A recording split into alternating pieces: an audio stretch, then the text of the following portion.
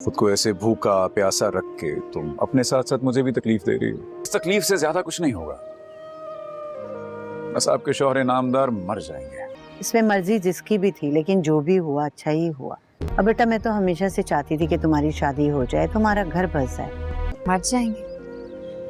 आप मरने वालों में से नहीं, आप तो मारने वालों में से। बार बार इस रिश्ते का हवाला देकर क्या जताना चाहते हैं आप? अगर मुझे कुछ जताना या बताना होता तो इतना वक्त नहीं लगाता। कल रात जो कुछ भी हुआ है उसमें मेरी मर्जी नहीं थी। खून बर्बाद करके आपको मेरे आराम की फिक्र हो रही है? फिक्र तो करनी पड़ेगी ना।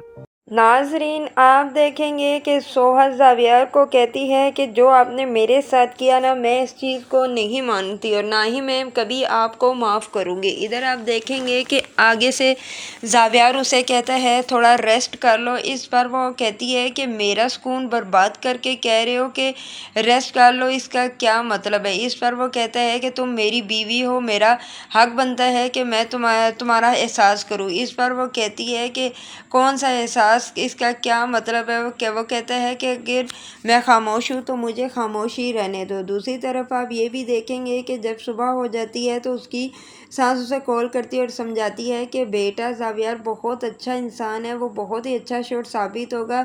ऐसा शोर तो किस्मत वालों को मिलता है, इसीलिए मैं तुम्हें कह रही हूँ कि तुम उसकी कदर करो। इस पर आगे से सुबह कहती है कि आप जानती हैं ना, कल रात जो क्या हुआ था मेरे साथ, इसमें मेरी मर्ज़ी नहीं थी। इस पर उसकी सास कहती है कि मैं जानती हूँ, और एक बात याद रखना कि मैं खुद जानती थी कि तुम्हारी शादी हो जाए। अब जब तुम्हारी शादी हो गई, तुम्हारा घर आबाद हो गया, तो इसको आबाद रखो और ख्याल रखो जावियर का, क्योंकि जावियर बहुत ही अच्छा इंसान है।